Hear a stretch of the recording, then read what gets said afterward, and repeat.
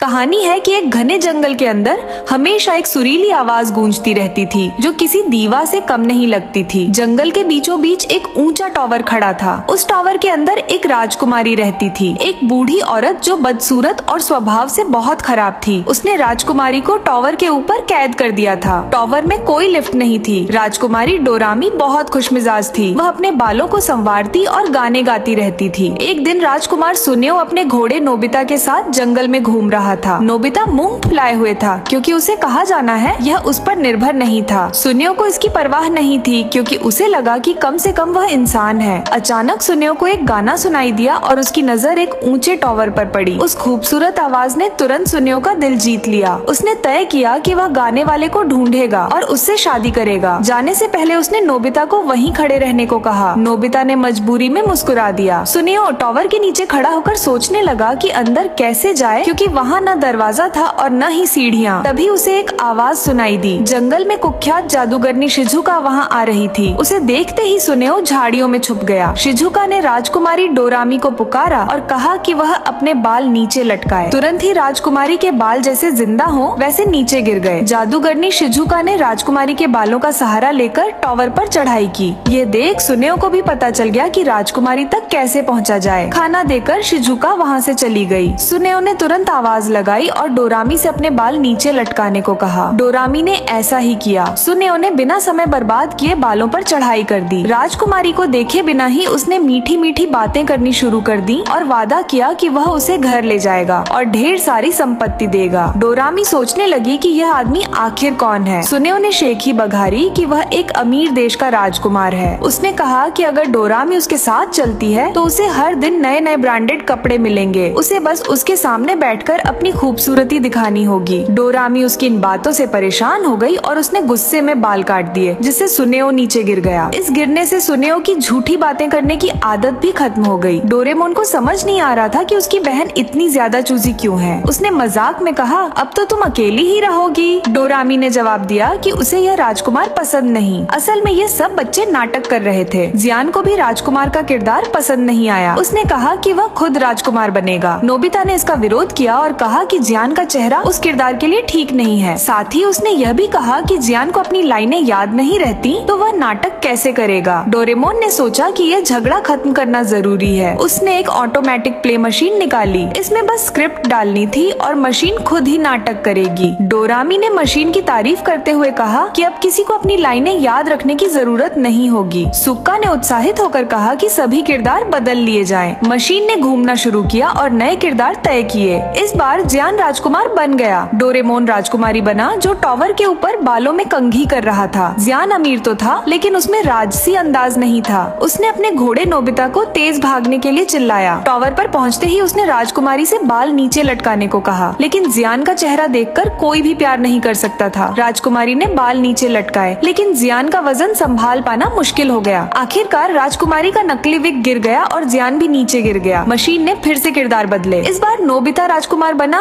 और शिजुका राजकुमारी। डोरेमोन इस बार घोड़ा बन गया। दो दोस्तों ने स्क्रिप्ट मशीन से बाहर निकाल दी। नोबिता ने गाना सुना और सोचा कि वह गाने वाले से शादी करेगा। उसने घोड़े डोरेमोन को छोड़ दिया और टावर की ओर भागा। उसने राजकुमारी को बाल नीचे लटकाने को कहा। बालों पर चढ़ते हुए नोबिता ऊपर पहुंचा लेकिन जैसे ही उसने राजकुमारी को पुकारा उसने एक ऐसा नजारा देखा जिसे वह कभी नहीं भुला पाएगा। शिजुका गर्म पानी में नहा रही थी और बहुत आराम से थी। यह देखकर नोबिता बेहोश हो गया। असल में जियान और सुनेओ ने स्क्रिप्ट में बदलाव कर दिया था और इसे मजाकिया बना दिया था। जियान ने कहा कि अब वह राजकुमारी बनेगा। उसने कहा कि अगर वह गाना गाएगा तो सचमुच कयामत आ जाएगी। यह सोचकर ही बाकी तीनों डर गए। उन्होंने मजाक में कहा कि अगर जियान राजकुमारी बना तो वह हमेशा अकेला रहेगा। जियान ने यह सब सुन लिया और गुस्से में तीनों को ऐसी सजा दी जो वे कभी नहीं भूल पाएंगे।